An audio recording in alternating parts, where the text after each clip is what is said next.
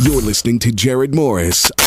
Call Jared now at 945-9292. Toll free in Maryland. 1-800-518-9292. Or free on the Verizon Wireless Network. Pound 927 on your cell phones. 9, 8, 7, 6, 5, 4, 3, 2, 1, fire. 11:47 at WGMD. This is the Talk of Delmarva.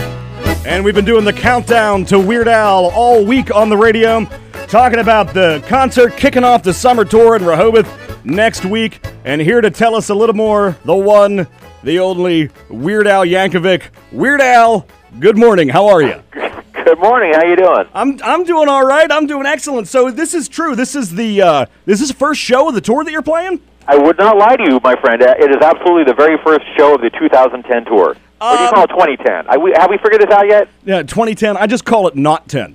Okay, not. Sounds good. So you played all over the world, right? I mean, I saw the Complete Al. You played in Japan. Why are you starting the tour off in Delaware, of all places? Because I figure if I can make it in Delaware, I can make it anywhere. Well, I thought the same thing. It's not happening so far. I'll tell you that much.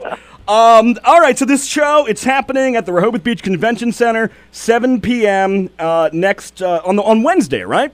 I believe so. And what can we expect from the show? I saw you in Wildwood a couple of years ago, and I think the most anticipated part for me would be the big medley that you do, of all the, basically you cheat us out of a whole song. You play 30 seconds of our favorite songs. Is that right? I look at it more like I'm giving you a snippet of something that you may have wanted to hear that otherwise you wouldn't be hearing. That you didn't feel like playing. Is that really what it is? No matter how long my shows are, I always leave some people disappointed because I didn't play their favorite song. And doing the medley in the middle of the show, I get to do a dozen or so songs, at least a little bit of it, so that you can, hear something that you maybe otherwise have not heard. Is there anything that you're really looking forward to playing? I know we're going to talk a little bit about the EP, the digital EP that's out right now. Internet Leaks, you can get it on iTunes and Amazon, all the Walmart.com, all the places. Anything new that you're looking forward to playing for the people? I don't want to give away any surprises. There may be a few little, things in the show that you haven't never heard before. But other than that, it's like some of the new stuff from Internet Leaks. It's obviously a lot of, pretty much all the greatest hits, and there's a few deep album tracks, some oldies, and things that maybe you haven't heard for a while. So it's a good mix of the old and the new and the different. Can I ask you about Internet Leaks for a second? You've got. Oh, sure. Why'd you decide? I noticed that before the EP came out, you were releasing like a single at a time online. Why'd you decide to do it that way? Well, because that way it was more fun for me. Because that way the songs sort of every single release became like an event. Like for most of my original songs get widely ignored by the general population of the world, and by releasing them one at a time, they were de facto singles. And they got more attention that way than they would have been if they'd just been, released as part of an album package. So it was kind of fun for me, and I think it was fun for the fans because, I go a long time between albums. And by releasing these songs digitally last year, it gave people something new to listen to. Is there a new Weird Al album coming out? One of these days, yeah. I've got 9 songs done, and I've got 3 more to write and record. So won't happen while I'm on the road, but if I'm lucky, I'll be able to get it out before the end of the year. Where's the tour taking you besides beautiful Delaware? You heading anywhere big, anywhere exciting? Well, it's a North American tour this summer, so I'll be up for 3 months, heading all over the U.S. and Canada. I'm pretty excited. We just booked our first 2 European shows ever. I've never played Europe before, and we have 2 shows in the U.K., 1 show in London. So that's kind of exciting for me. All right, listen, I've got a couple of... I got to tell you, first of all, this is going to be cheesy, but I have to thank you, Al, because believe it or not, your record, the 45 for Eat It, was the very first record that I ever owned. I was no kidding. 5 years old. I got it for Christmas. My uncle sat on it and broke it in half that very night. But it's still the first record I ever owned. Well, that's the saddest story I've ever heard. Well, but I found it at a flea market like 4 years ago, so it's okay now. I got it. The same record, the broken one? No, it was the same cover though. It had the the red jacket and sunglasses. Oh, yes. Excellent. But no, I want to thank you because actually I'm a musician in addition to being a radio host, like all DJs, you know, and it's working out real great for me. That's why I'm doing this. But actually, I started playing the accordion, believe it or not, when I was around 10 years old because of you, and I started learning how to do music, play music because of you, and you were probably the biggest influence on me, music-wise, in my life, and it's a huge part of my life, and I didn't want to let this interview go by without thanking you for that. Well, that's very sweet, man. Thank you so much. But I do need you to apologize to John Bermuda Schwartz for me. Okay, what did you do? Well, what did you do to John? I saw him in Wildwood when you played in Wildwood. I think '07, and I saw him on the boardwalk, and I think I accidentally mistook him for one of the Sopranos, and I think I said something to him about it. He's walking down the boardwalk. I'm like, hey, I know that guy. I was there to see you guys, right? And he's walking down the boardwalk. I'm like, hey, I know that guy. Who is that? Oh, it's one of the Sopranos. And so I go up to him, and I'm real nice to him, and he was nice, but yeah, I'm sorry. That was my mistake. My bad. He gets mistaken for Steven Van Zandt all the time. It's no big. That's really what. That's right. Speaking of your band, you've got a great backing band. You've been playing with them for many years. Although you get all the press, you know, you're like the Gwen Stefani of No Doubt. Is there like any kind of rivalry there? Any kind of feud between you and Steve J? Oh no! I mean, you know, if there is, I don't know about it. But no, they're very cool, and they know that they are well loved by everybody. I mean, I've been with those guys since the early '80s. They've been with me forever. We're all close friends, and they're great musicians, obviously. And you know, we get along really well. I don't think there's any kind of resentment over the fact that I'm the most visible person in the Weird Al Yankovic band. Anything coming up? You've done TV shows, Grammys, albums. You've been on Arsenio Hall a couple of times. How does this rank between me and Arsenio? Who'd you pick? Well, since he's not on the air anymore and you are, I'll have to go with you. Listen, a listener called yesterday and told me they saw you at TRL, in MTV TRL taping, and they begged me to ask you a question about that. They said that you refused to look out the window at the people. Was that a joke? I have no idea what that's referring to. I don't either. That's what they asked me, though. Another thing... Okay. I like looking out windows, so I really don't know. You know, they're probably confusing me with Kenny G. We get confused all the time.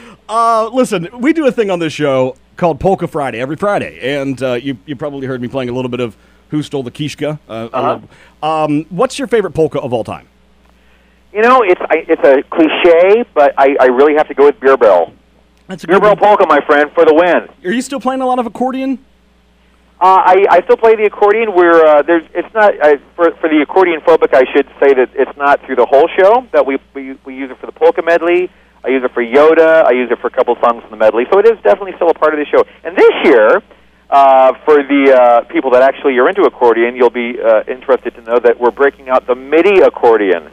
Oh yeah, I heard about that. Now this is an accordion that can make any kind of music, pretty much, any kind of sounds. It can, but I'm still going with the accordion sound. Oh, that's practical. But you know, it can absolutely do any kind of sound you put into it. But the nice thing about it is you don't have to worry about the mics, which can feed back. And it's always hard to mic an accordion. It's not a mic-friendly instrument. But this is an all-digital accordion, which is pretty cool. Is it different? Does it feel different playing it? Does it still work by squeezing it? Yeah, you still use the bellows for the dynamics, so it plays just like a regular accordion. It's pretty cool. There's been some controversy in the accordion community because I remember reading this a while back because you played a mid-range accordion instead of the giant accordion. Do you know anything about that?